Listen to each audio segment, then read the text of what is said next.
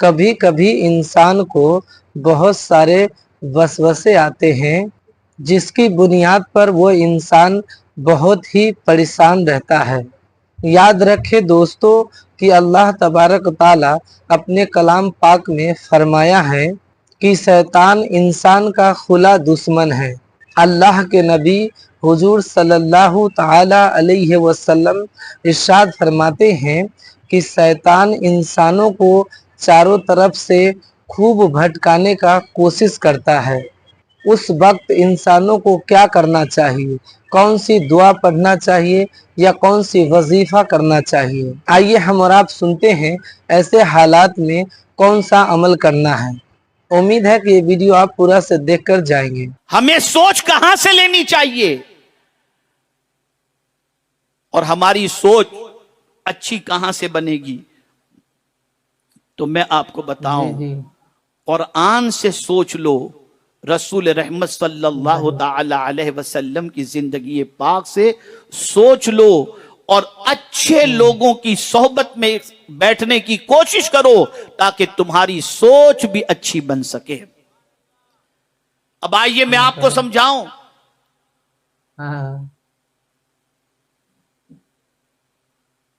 अल्लाह अज़्ज़ व जल्ल ने अपनी किताब के जरिए इंसान को कितनी अच्छी सोच अता फरमाई।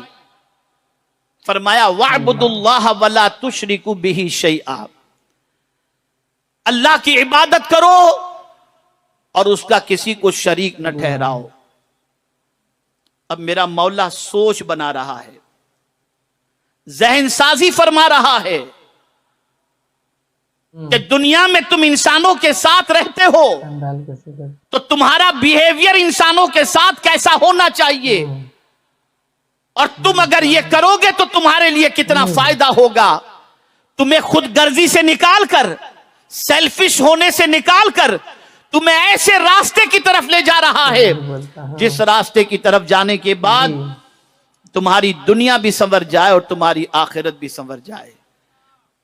पहली बात बताई अपनी इबादत के बाद, वबिल वालिदैनि एहसाना, अपने माँ बाप के साथ भलाई करो। इसलिए कि जाहिर सी बात है कि परवरिश के अंदर माँ बाप ने अपना खून लगा दिया, माँ बाप ने अपनी जिंदगी की जवानी लगा दी, और तुम्हें कुछ बनाने के लिए उन्होंने अपना सब कुछ कुर्बान कर दिया। इसलिए सबसे पहले अगर तुम्हें किसी के साथ भलाई करनी है इंसानों के अंदर, तो अपने माँ बाप के साथ भलाई करो। और जाहिर सी बात है अगर कोई माँ बाप के साथ भलाई करता है तो उसका सिला अल्लाह कितना अता फरमाता है। अल्लाह अकबर। आज पीराने इज़ाम के पास वज़ाइफ लेने के लिए और तावीज़ात लेने के लिए लोग पहुंचते हैं कि हजरत कोई वजीफा अता फरमाएं जिससे अल्लाह ताला माल में और उम्र में बरकत अता फरमाए। लेकिन हुजूर सल्लल्लाहु अलैहि वसल्लम ने वजीफा अता फरमाया। इरशाद फरमाते हैं जो शख्स ये चाहता हो कि अल्लाह उसकी उम्र में और उसके माल में बरकत अता फरमाए, उसे चाहिए कि वो रिश्तेदारों के साथ अच्छा सलूक करे। अब आपसे मैं पूछना चाहता हूं, कितने ताज्जुब की बात है, क्या आज का बच्चा गैरों के बाप से प्यार से बात करता है, गैरों की मां से प्यार से बात करता है, और अपने मां बाप के साथ उसने सलूक से पेश नहीं आता? आप जरा सोचो, नहीं आपके ऊपर हज फर्ज है, लाखों रुपया खर्च करके खाने काबा की जियारत के लिए और हज के फरीजे को अदा करने के लिए आप पहुंचे, लेकिन गारंटी के साथ आप नहीं कह सकते कि आपका किया हुआ हज हज मबरूर है। लेकिन मुस्तफा जान रहमत सल्लल्लाहु अलैहि वसल्लम फरमाते हैं जिसने एक नजर भी अपने माँ बाप को मोहब्बत के साथ देखा, उस एक नजर पर अल्लाह उसे हज मबरूर का सवाब अता फरमाता है। माँ बाप के साथ उसने सुलूक की तालीम दी गई।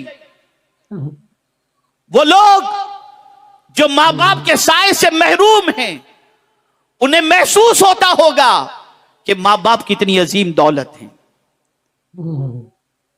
तो पहली चीज बताई गई, मां बाप के साथ भलाई करो।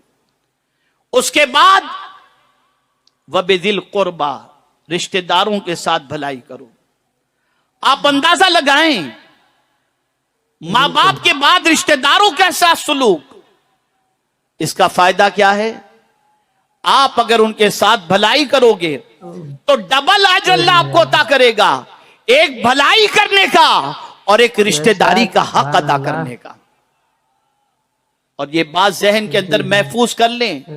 अल्लाह के रसूल सल्लल्लाहु अलैहि वसल्लम ने इरशाद फरमाया, जो रिश्ते काटता है अल्लाह उसकी दुआ को कबूल नहीं फरमाता। ये हुजूर का इरशाद गिरामी है। तो रिश्तेदारों के साथ अच्छा सलूक करो। उसके बाद फरमाया वल यतामा, और यतीमों के साथ अच्छा सलूक करो। वल मसाकीन, और मिस्कीनों के साथ अच्छा सलूक करो। वल जारि जिल कुर्बा, और करीब के पड़ोसियों के साथ अच्छा सलूक करो। वल जारिल जुनूब व साहिब बिल जम। अब यहां मैं तवज्जो चाहूंगा, आप अंदाजा लगाएं, स्टेप देखें, दर्जाबंदी देखें। मां बाप, रिश्तेदार, यतीम, मिस्कीन, परेशान हाल, और उसके बाद पड़ोसी के बारे में फरमाया कि जो करीबी पड़ोसी हैं उसके साथ। और उसके बाद रसूल कुरान मुकद्दस में अल्लाह अज़्ज़ व जल्ल ने इरशाद फरमाया, करीब के पड़ोसी से भी अच्छा सुलूक करो। और वल जार दिल जम, और दूर के हमसायों से भी अच्छा सुलूक करो। इसकी तफसीर में मुफस्सिरीन फरमाते हैं, इससे मुराद अगर कोई पड़ोसी तुम्हारा रिश्तेदार नहीं है, मुसलमान नहीं है, अजनबी है, गैर मुस्लिम भी है, कुरान कहता है उसके साथ भी तुम अच्छा सुलूक करो। ये कुरान की तालीम है।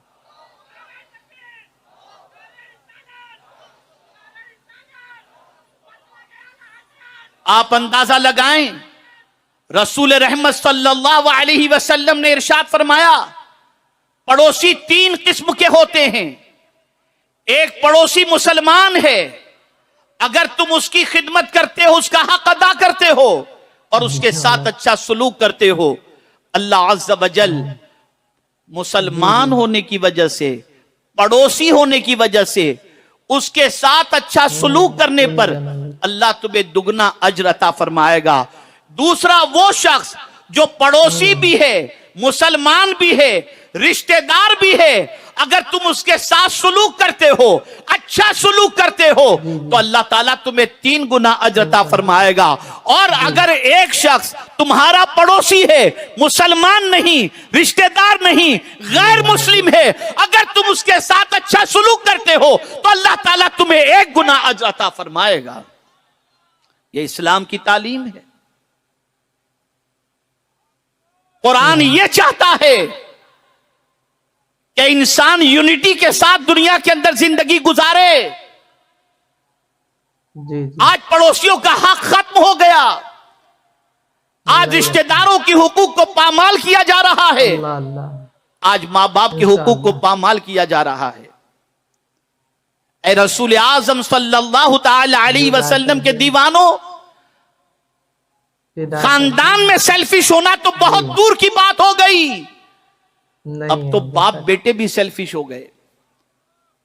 बाप की पोजीशन यह है कि वो इतना खुदगर्ज कि जिसकी कोई इंतहा नहीं, और बेटे की पोजीशन ऐसी है कि वो अपने बाप के सिलसिले में भी इतना खुदगर्ज हो गया। और मैं यहां पर बता दूं कि कयामत से पहले एक कयामत आकर के गई जिसमें खुदगर्जी को इंसान के सामने जाहिर कर दिया गया। क्या कोरोना में आपने नहीं देखा कि बाप अगर कोरोना में गिरफ्तार है तो बेटा देखने जाने को तैयार नहीं कि कहीं मुझे ये कोरोना चिपक न जाए। ये सब कुछ हमने देख लिया।